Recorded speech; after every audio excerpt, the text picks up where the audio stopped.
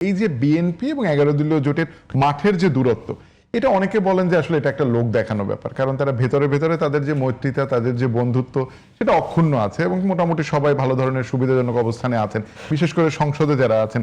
আপনারও কি তাই মনে হয় যে সরকার আসলে তার 5 বছর মেয়াদের কথা এজন্য বলছি যে নাহিদ ইসলাম ওই সমাবেশে বলেছেন যে এরকম চললে আপনারা 5 বছর পূর্ণ করতে পারবেন না। তাহলে কি 5 বছর পূর্ণ করার স্বার্থে বিএনপি আসলে বিরোধী জোটকে যে ধরনের সুবিধাজনক জায়গা দেওয়া দরকার সেটি দিয়েই চলতে থাকবে? যেখানে একটা জিনিস হলো কি, যে আপনি যেটা বললেন যে এটা কি লোক দেখানো কিনা, আমরা আসলে কি চাই? আমরা কি চাই যে সরকারি দল এবং বিরোধী দল ডেইলি দাও কোরাল নিয়ে মারামারি করুক? নিশ্চয়ই না, করতে আমরা চাই না। সরকারি দলে কে আছে আমার জানার কোনো আগ্রহ নেই, বিরোধী দলে কে আছে এটা নিয়ে আমার জানার কোনো আগ্রহ নেই। আমার আগ্রহ হলো আমার জীবন কিরকম চলতেছে এটা নিয়ে। খেয়াল করেন, যখন নাকি আমার জীবন ভালো না চলে তখন আমি দায়ী করবো কাকে? সরকারকে। তখন আমার বিরোধী দলের কাছে কি মানে চাওয়া হবে? আমার চাওয়া হবে যে আমার কষ্টের কথা আপনার মুখ দিয়ে উচ্চারিত হোক।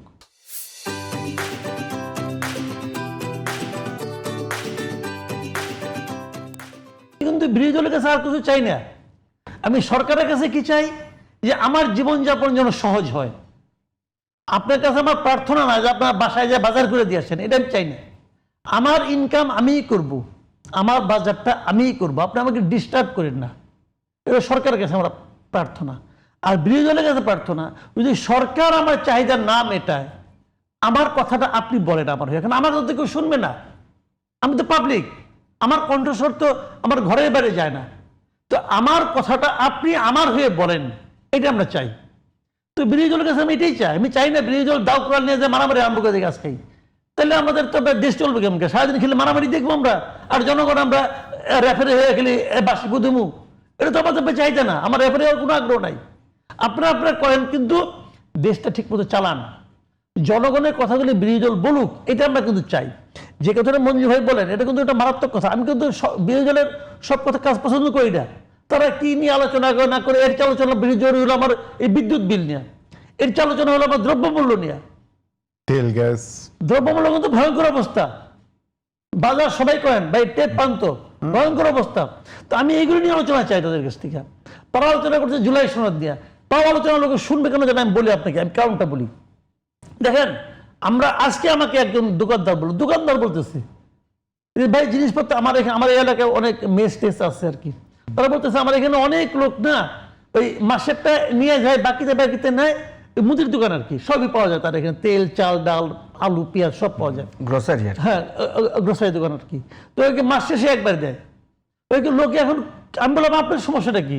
দাম বেশি হলে আপনার লাভ বেশি হবে। ওইকে লাভ তো বেশি হলে, বিক্রি বেশি হলে পারচেজ ক্যাপাসিটি আমার তো বিক্রি কমে গেছে, লোকজন তো কিনতে পারতেছে না। দেখেন এর আফটার ইফেক্টটা কি?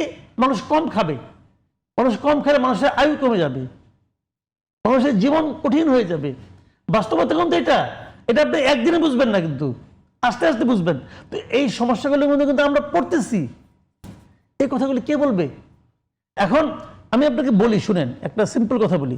শেখ হাসিনা চলে গেছে না, হয়তো শেখ হাসিনা এমন একটা মানে আপনার দুঃসময়ের শুরুটা করে দিয়ে গেছে, যার ধারাবাহিকতা এখনো চলতেছে, হতে পারে, কিন্তু আমি অস্বীকার করছি না। কিন্তু মানুষ কিন্তু অত বুঝে না। মানুষ বোঝে শেখ হাসিনার সময়ের চেয়ে আমি এখন ভালো আছি কিনা।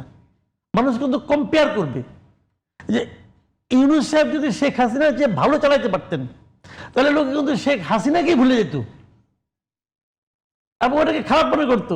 কিন্তু উনি তো ভালো চালাতে পারেন নাই। আবার এখন ঠিক আছে, তখন আমরা মানছি অন্তর্বর্তীকালীন সরকার, তাদের কোনো লং টার্ম গোল নাই, ঠিক আছে, তারা যেমন জুয়া চালাচ্ছে চালাক, সমস্যা নাই, যে কদিন গেছে 1.5 বছর। কিন্তু এটা 5 বছর থাকবে, যদিও 5 মাস হয়েছে, কিন্তু আমরা তো 5 বছরের নমুনাটা দেখতে চাইবো। নমুনা কি দেখতে পাচ্ছি? এই প্রশ্নটা কিন্তু মানুষ অলরেডি বলা শুরু করছে।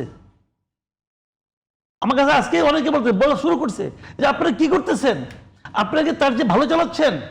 যখন আপনি ভালো না চালাবেন, তখন কিন্তু আপনার নামে যদি অন্য একজন কেউ একটা অপ্রয়োজনীয় বদনাম করে, আমি তাও শুনবো।